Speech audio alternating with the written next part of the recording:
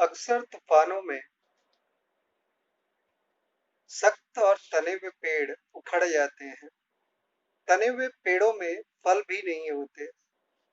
फलदार पेड़ तो अक्सर झुके हुए होते हैं। जो पेड़ झुकना जानते हैं वे तूफान आने पर अक्सर झुक जाया करते हैं और तूफान गुजरने पर फिर से खड़े हो जाते हैं।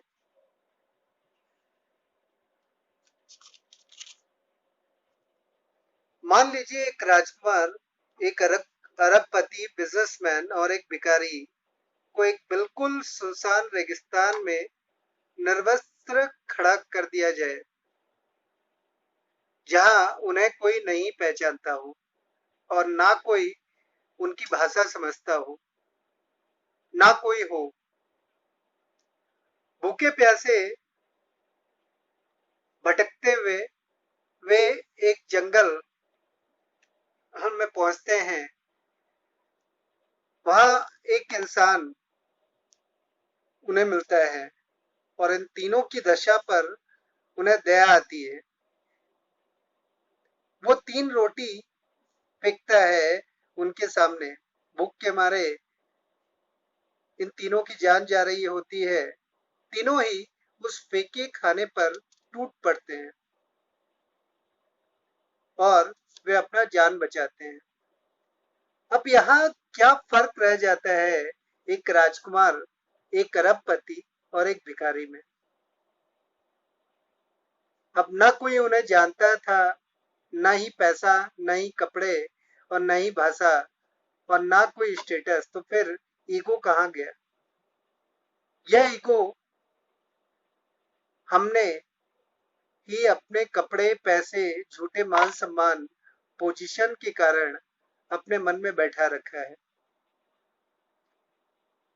राजेश खन्ना एक समय सुपरस्टार थे, फिर मिथुन चक्रवर्ती हुए, फिर धर्मेंद्र हुए, फिर अमिताभ बच्चन हुए।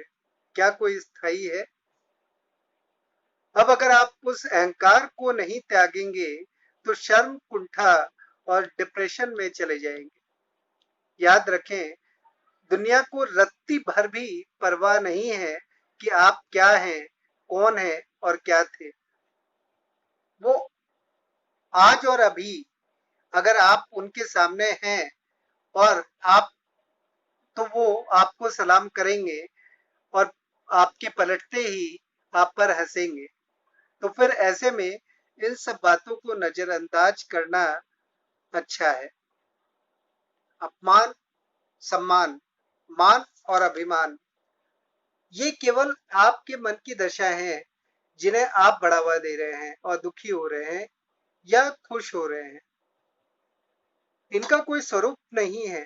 जो लोग इन छोटे मान अपमान में फंसे रहते हैं वे अनजाने ही अपना रिमोट कंट्रोल दूसरे के हाथों में दे देते हैं। किसी ने कमीना बोल दिया और वे आग बबूला हो उठे। किसी ने साहब बुलाया तो वे खुश हो गए और फिर किसी ने गधा कह दिया तो आप नाराज हो गए। फिर किसी ने सर कहा, आप खुश हो गए। जरा सोचें, ऐसे में जब हमारे इमोशंस, हमारी खुशी, हमारे क्रोध और हमारे हर एक्शन और रिएक्शन का रिमोट स्विच दूसरे के हाथों में होता है, तब दूसरों के हाथों की मात्र हम कठपुतली हो जाते हैं। किसी ने आपके लिए कुछ कहा और आप रिएक्ट कर गए।